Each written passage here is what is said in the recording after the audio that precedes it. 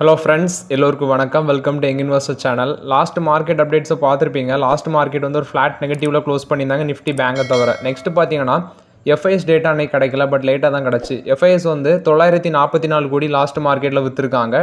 DS வந்து 2320 கோடிக்கு வாங்கியிருக்காங்க. ஃபஸ்ட்டு பார்த்தீங்கன்னா என்டிபிசி ரிசல்ட்ஸ் அனௌன்ஸ் பண்ணியிருக்காங்க. 33% இன்க்ரீஸ் ஆயிருக்கு ப்ராஃபிட். 6490 கோடி பண்ணியிருக்காங்க. சேம் குவார்ட்டர் லாஸ்ட் இயரில் 4871 கோடி பண்ணியிருக்காங்க. 33% வந்து இன்க்ரீஸ் ஆயிருக்கு. அதே முந்தின குவார்ட்டரில் வந்து 5200 கோடி கிட்ட பண்ணியிருக்காங்க. 24.5% குவார்டர் ஆன் குவார்ட்டர் பேசிஸில் மேலே போயிருக்கு. ரெவன்யூ வந்து 47,622 க்ரோஸ் பண்ணியிருக்காங்க. 47,622 கோடி. சேம் குவார்ட்டர் லாஸ்ட் இயரில் 44,253 கோடி. 7.6% இன்க்ரீஸ் ஆயிருக்கு. இந்தியாவோட பவர் ஜென்ரேஷனில் வந்து பவர் நமக்கு எவ்வளோ தேவைப்படுதோ அதில் வந்து இவங்க இந்தியாவுக்கு நம்மளோட கண்ட்ரிக்கு 25% என்டிபிசி கான்ட்ரிபியூட் பண்ணுறாங்க அப்படின்னு சொல்கிறாங்க. டிவிடன் அனௌன்ஸ் பண்ணியிருக்காங்க. ₹3.25 ஒரு ஷேருக்கு டிவிடன் அனௌன்ஸ் பண்ணியிருக்காங்க. இது வந்து செகண்ட் டிவிடன். ஆல்ரெடி அவங்க ஒரு இன்ட்ரீம் டிவிடன் கொடுத்துருந்தாங்க. இப்போ மறுபடியும் என்டிபிசி ரிசல்ட்ஸ் அனௌன்ஸ் பண்ணியிருக்காங்க. ரிசல்ட்ஸ் பார்க்கும்போது குவார்டர் ஆன் குவார்ட்டர் பேசிஸில் மேலே தான் போயிருக்கு. இயர் ஆன் இயர் பேசிஸ்லேயும் நல்லா தான் பண்ணியிருக்காங்க. இது என்டிபிசி கொடுத்த ரிசல்ட்ஸ் அப்டேட்டு. நெக்ஸ்ட் பார்த்தீங்கன்னா அவங்களோட போர்ட் மீட்டிங் நடந்து அதில் வந்து அவங்களோட ஹோலி ஒன் சப்சிடரியாட்டி அவங்களோட நியூக்ளியர் பிஸ்னஸை இன்கார்பரேட் பண்ணுறதுக்கு வந்து போர்ட் மீட்டிங்கில் முடிவு எடுத்திருக்காங்க. அவங்களோட ஆவரேஜ் டேரிஃப் வந்து ₹4.61 per யூனிட்டாக இருக்குது. கிராஸ் எலக்ட்ரிசிட்டி ஜென்ரேஷன் வந்து 93.387 பில்லியன் யூனிட்ஸாக இருக்குது. அதே முந்தின குவார்ட்டரில் வந்து சேம் குவார்ட்டர் லாஸ்ட் இயரில் 89.66 பில்லியன் யூனிட்ஸாக இருந்துச்சு. ஒரு வருஷம் ஃபுல்லாக 361.70 பில்லியன் யூனிட்ஸாக இருக்குது. அதே முந்தின வருஷத்தில் ஃபினான்ஷியல் இயர் 23 வந்து 344.27 பில்லியன் யூனிட்ஸ் அப்படின்னு சொல்லியிருக்காங்க. கோல் அவுட்புட் வந்து 7.87 MMT வந்து இன்க்ரீஸ் ஆயிருக்கு. சேம் குவார்ட்டர் லாஸ்ட் இயரில் 6.48 MMT இருந்து அப்படின்னு சொல்லியிருக்காங்க. டொமஸ்டிக் கோல் சப்ளை வந்து 61.6 MMT இருக்குது. அதே வந்து முந்தின சேம் குவார்ட்டர் லாஸ்ட் இயரில் 54.85 MMT அப்படின்னு சொல்லியிருக்காங்க. அது மட்டும் இல்லாமல் அவங்க கொடுத்த முக்கியமான அப்டேட் என்னென்னா அவங்களோட என்டிபிசியோட இன்ஸ்டால் பவர் ஜென்ரேஷன் கெப்பாசிட்டி 75,958 மெகாவாட்டாக இருக்குது அப்படின்னு சொல்லியிருக்காங்க. இந்த ஃபினான்ஷியல் இயர் இந்த குவார்ட்டர் கம்ப்ளீட்டேஷன் ஆகுது வரைக்கும். ஸோ என்டிபிசியோட ரிசல்ட்ஸ் பார்க்கும்போது ஓரளவு நல்லா இருக்குது. ஷேர் ப்ரைஸ் 374 அந்த ரேஞ்சில் ட்ரேட் ஆகிட்டு இருந்துச்சு. இப்போதைக்கு நான் வாங்கலை, பட் டிவிடன் ₹3.25 டிவிடன் கொடுக்குறாங்க. ஆல்ரெடி வாங்கியிருந்தோம். ஸோ அவங்களுக்குலாம் ஒரு டிவிடன் கிடைக்குது. ஸோ இது என்டிபிசியை பொறுத்த வரைக்கும் ரிசல்ட்ஸ் அப்டேட்டு. நெக்ஸ்ட் பார்த்தீங்கன்னா மணப்புரம் ஃபினான்ஸ் ரிசல்ட்ஸ் அனௌன்ஸ் பண்ணியிருக்காங்க. அவங்களோட ப்ராஃபிட் 561.53 கோடி பண்ணியிருக்காங்க. 35.84% இன்க்ரீஸ் ஆயிருக்கு நெட் ப்ராஃபிட்டு. அதே முந்தின குவார்ட்டர் கூட கம்பேர் பண்ணும்போது 2% கீழே விழுந்திருக்காங்க. 572 கோடி பண்ணியிருக்காங்க. 2% கீழே விழுந்திருக்காங்க. இது ஒரு நான் banking financial company, Kerala based. நிறைய வாட்டி அப்டேட் பண்ணியிருக்கேன். 33% அவங்களோட ரெவன்யூ இன்க்ரீஸ் ஆயிருக்கு. 2359 கோடியாக இருக்குது. நெக்ஸ்ட் அவங்களோட போர்ட் மீட்டிங்கில் ₹1 டிவிடன் அனௌன்ஸ் பண்ணியிருக்காங்க, இன்ட்ரீம் டிவிடெண்ட். ஸ்டாக் ப்ரைஸ் வந்து ₹181 அந்த ரேஞ்சில் ட்ரேட் ஆகிட்டு இருந்துச்சு. 1.51% வந்து ஒரு பாசிட்டிவில் தான் க்ளோஸ் பண்ணி இருந்தாங்க. மணப்புரம் ஃபினான்ஸ் வந்து நம்ம ₹150 அந்த ரேஞ்சிலே கன்சிடர் பண்ண சொல்லியிருந்தோம்.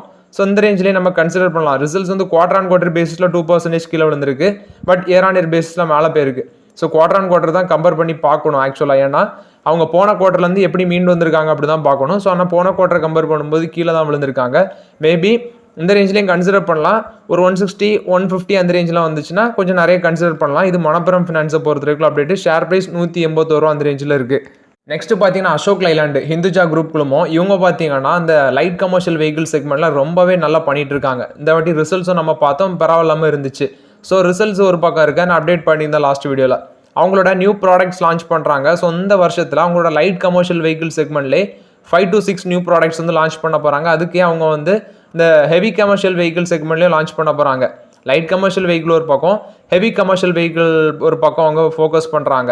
இந்த வருஷத்தில் 5லேருந்து 6 நியூ ப்ராடக்ட்ஸ் வந்து லைட் கமர்ஷியல் வெஹிக்கிள் செக்மெண்ட்டில் லான்ச் பண்ணுறாங்க. அவங்களோட சிஇஓ ஷேனு அகர்வால் தான் அப்டேட் கொடுத்துருக்காங்க. கேபிட்டல் எக்ஸ்பெண்டிச்சரில் 700 கோடி வரைக்கும் 500 to 700 கோடி வரைக்கும் இன்வெஸ்ட்மெண்ட் பண்ணுவாங்க அப்படின்னு சொல்லியிருக்காங்க. இது அசோக் லைலாண்டை பொறுத்த வரைக்கும் ஒரு பாசிட்டிவ் அப்டேட்டு. நெக்ஸ்ட் பார்த்தீங்கன்னா முதலீடு பண்ணால் இப்படி தான் முதலீடு பண்ணணும் அப்படின்னு சொல்ல மாதிரி தான் நம்மளோட ராஜீவ் ஜெயினுக்கு ரொம்பவே ப்ராஃபிட் அடித்து தூக்கியிருக்காரு. ஸோ அவர் ஜிகுஜி பார்ட்னர்ஸு ராஜீவ் ஜெயின் அவர் பார்த்தீங்கன்னா அந்த ஹிண்டன்பர்க்கோட ரிப்போர்ட் வரும்போது அதானி ஸ்டாக்ஸ்லாம் ரொம்பவே கீழே போயிருந்து. ஸோ அந்த டைமில் வந்து அவர் அதிக அளவில் இன்வெஸ்ட்மெண்ட் பண்ணியிருந்தார். அந்த டைமில் அவர் அதிக அளவில் இன்வெஸ்ட்மெண்ட் பண்ணதுனால அவங்களோட ரிட்டர்ன்ஸ் ரொம்பவே அதிகமாக இருக்குது. ஸோ அவர் வந்து அதானி பவரில் 8700 கோடி இன்வெஸ்ட்மெண்ட் பண்ணியிருந்தார். இப்போ அதோட வேல்யூ 22,195 கோடியாக இருக்குது. அது மட்டும் இல்லாமல் என்டர்பிரைசஸில் 9,500 கோடி இன்வெஸ்ட்மெண்ட் பண்ணியிருக்காரு. இப்போ 22,109 கோடியாக இருக்குது. க்ரீனில் 7,450 கோடி, இப்போ 21,471 கோடியாக இருக்குது. போர்ட்ஸில் 5300 கோடி, இப்போ 16943 கோடியாக இருக்குது. எனர்ஜியில் 4550 கோடி, இப்போ 8400 கோடியாக இருக்குது. அம்புஜா சிமெண்ட்ஸில் 3024 கோடி இன்வெஸ்ட்மெண்ட் பண்ணியிருந்தாரு, இப்போ 5312 கோடியாக இருக்குது. டோட்டல் அவர் இன்வெஸ்ட்மெண்ட் பண்ணது 38524 கோடி, இப்போ அதோட வேல்யூ 96431 கோடியாக இருக்குது அப்படின்னு சொல்லியிருக்காங்க. 172% இன்க்ரீஸ் ஆயிருக்கு. அதோட வேல்யூ $11.6 பில்லியன் இருக்குது அப்படின்னு சொல்லியிருக்காங்க. அதாவது மேபி அவர் இன்வெஸ்ட்மெண்ட் பண்ணி எனக்கு தெரிஞ்ச ஒரு வருஷம் கரெக்டாக இருக்கும்னு வச்சுடுங்களாம். 1 இயரில் பார்த்தீங்கன்னா அதோட ரிட்டர்ன் வந்து நியர்லி $11.6 பில்லியன் இருக்குது. 172% ரிட்டர்ன் கொடுத்துருக்காங்க. அந்த ஸ்டாக் வந்து ரிட்டர்ன் கொடுத்துருக்கு. இது அதானி குழுமம் ஜிக்யூஜி பார்ட்னர்ஸை பொறுத்த வரைக்கும் அப்டேட்டு. நெக்ஸ்ட் பார்த்தீங்கன்னா ஹட்கோ ரிசல்ட்ஸ் அனௌன்ஸ் பண்ணியிருக்காங்க. 9% இயர் ஆன் இயர் பேசிஸில் நெட் ப்ராஃபிட் இன்க்ரீஸ் ஆயிருக்கு. 700 கோடி பண்ணியிருக்காங்க. சேம் குவார்டர் லாஸ்ட் இயரில் 639 கோடி பண்ணியிருக்காங்க. டோட்டல் இன்கம் 18% இன்க்ரீஸ் ஆயிருக்கு. 2194 கோடி.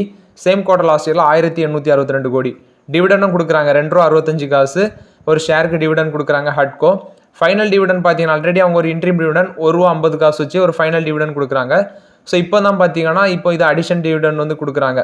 $2.65 வந்து ஒரு ஷேருக்கு வந்து கொடுக்குறாங்க. ஃபேஸ் வேல்யூ 10 ரூபா வச்சு. இது வந்து ஹட்கோ பொறுத்த வரைக்கும் அப்டேட். அவங்களோட நான் பெர்ஃபார்மிங் அசட்ஸ் வந்து 2.71% இருக்குது.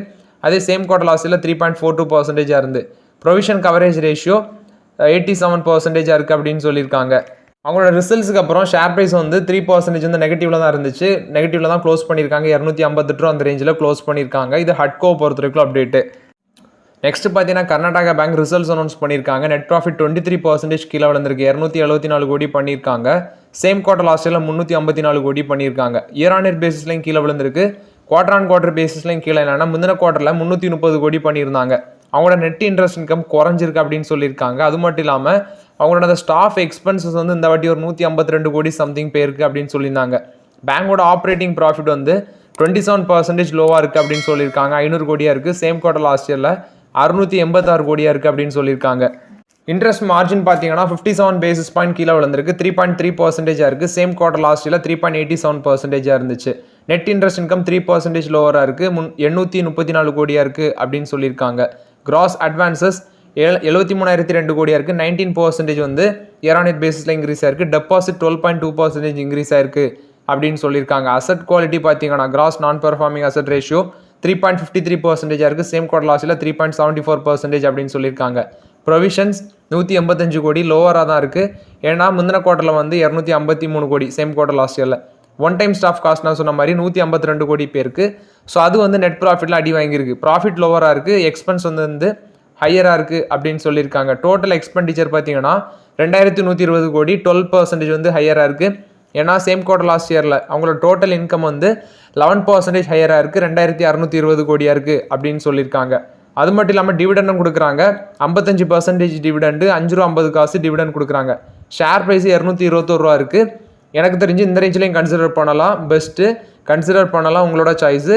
5% தான் இருக்குது அவங்களோட price to earnings. So Karnataka பேங்கை பொறுத்த வரைக்கும் அப்டேட்டு. வாங்கினீங்கன்னா உங்களுக்கு $5.50 டிவிடெண்டும் கிடைக்கும். ஸோ இது கர்நாடகா பேங்கை பொறுத்த வரைக்கும் ரிசல்ட்ஸு. இயர் ஆன் இயர் பேசிஸ்லேயும் down, net profit quarter on quarter பேசிஸ்லேயும் டவுனு.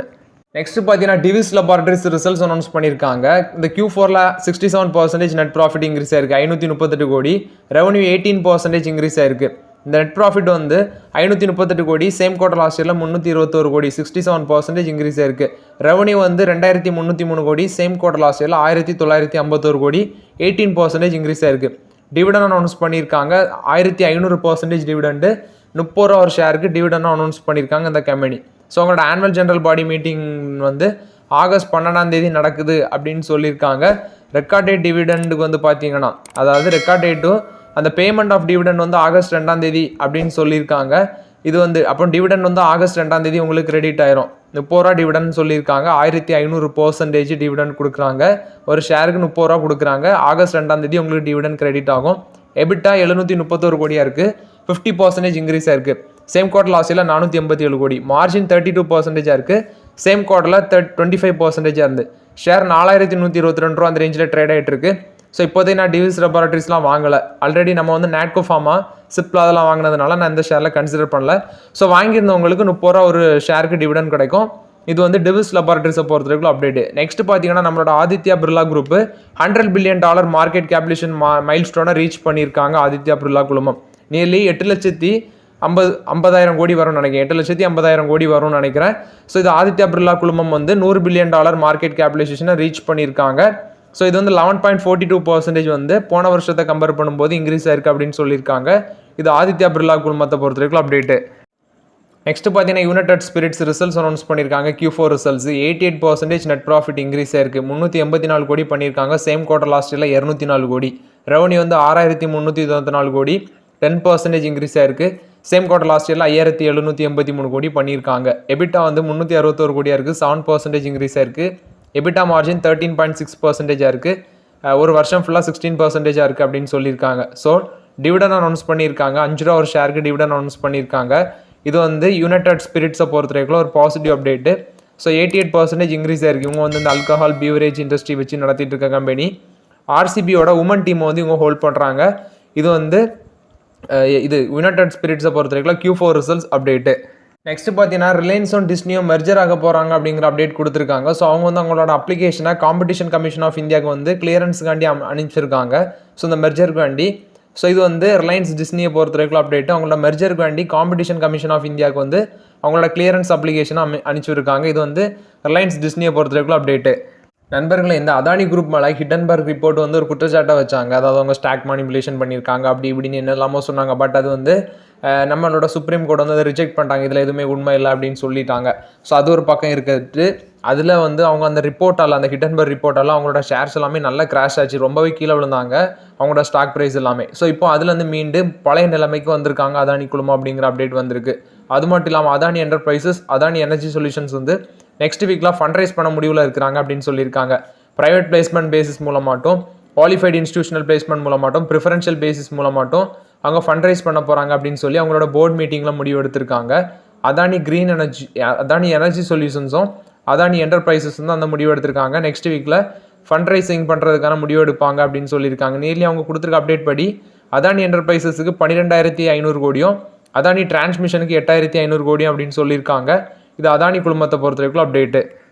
ஸோ ஓகே ஃப்ரெண்ட்ஸ், ஆக்சுவலாக இன்றைக்குள்ள மார்க்கெட் அப்டேட்ஸ் எல்லாமே பார்த்தோம். இந்த வீடியோ உங்களுக்கு பயனுள்ளதாக இருந்துச்சுன்னா லைக் பண்ணுங்கள், சப்ஸ்கிரைப் பண்ணுங்கள், கமெண்ட் பண்ணுங்கள். Okay friends, thank you.